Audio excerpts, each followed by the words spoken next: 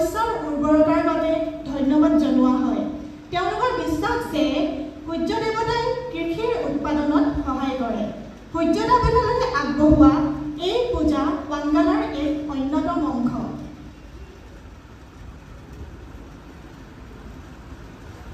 এই ৱাংগালা উৎসৱত তেওঁলোকে বহুতো বাদ্যযন্ত্ৰ ব্যৱহাৰ কৰে।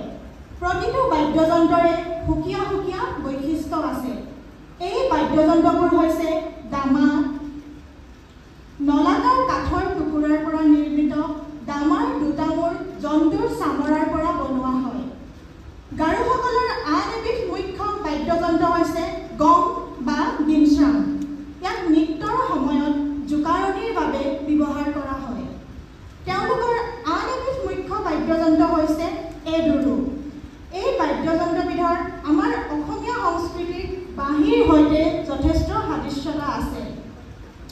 এই সকলো বাদ্যযন্ত্ৰৰ তালে ৱাংগালাক অতি আকৰ্ষণীয় আৰু সজীৱ কৰি তোলে। গাৰোসকলৰ সংস্কৃতিৰ অন্যতম আকৰ্ষণীয় এবিধ উপাদান হৈছে তেওঁলোকৰ সাজ পোছাক। পুৰুষ মহিলা উভয়ে কঁকালত মেৰিয়াই পিন্ধা অংশক কয় দাকমাণ্ডা। মূৰত পাগুৰি সদৃশ পাখিৰে আবৃত অংশক কয় দমে আৰু খটক। ইয়াৰ উপৰিও মহিলাসকলে কাণত পিন্ধা অলংকাৰক কয় নাটাপচি, ডিঙিত পিন্ধা অলংকাৰক কয় ৰিগিটক আৰু কঁকালত মেৰিয়াই পিন্ধা অলংকাৰক কয় চেংখি। সংস্কৃতি বুলি ক'লে খাদ্যসমূহৰ কেনেদৰে পাহৰিম?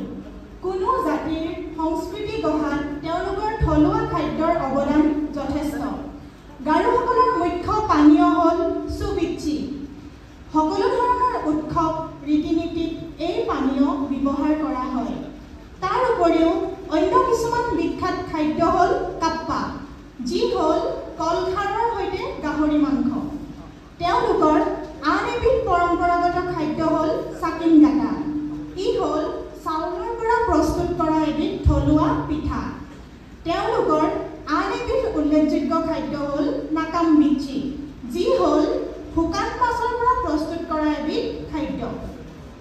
তেওঁলোকৰ খাদ্য সম্ভাৰত মছলাৰ ব্যৱহাৰ যথেষ্ট কম পৰিমাণে হোৱা দেখা যায়। এই সকলোবোৰ গাৰোসকলৰ সংস্কৃতিৰ মূল উপাদান। এই সকলোবোৰ ফুটি উঠে ৱাংগালা নৃত্যৰ জৰিয়তে, য'ত মিচি চালজঙক পূজা কৰাৰ পৰা আৰম্ভ কৰি তেওঁলোকৰ সাজ পোছাক, নৃত্য, গীত মাত, বাদ্যযন্ত্ৰৰ এক সুন্দৰ সমাহাৰ ঘটে। ৱাংগালা নৃত্য হ'ল তেওঁলোকৰ ঐক্যৰ প্ৰতীক, য'ত তেওঁলোকৰ জীৱন ধাৰণৰ শৈলী প্ৰতিফলিত হয়।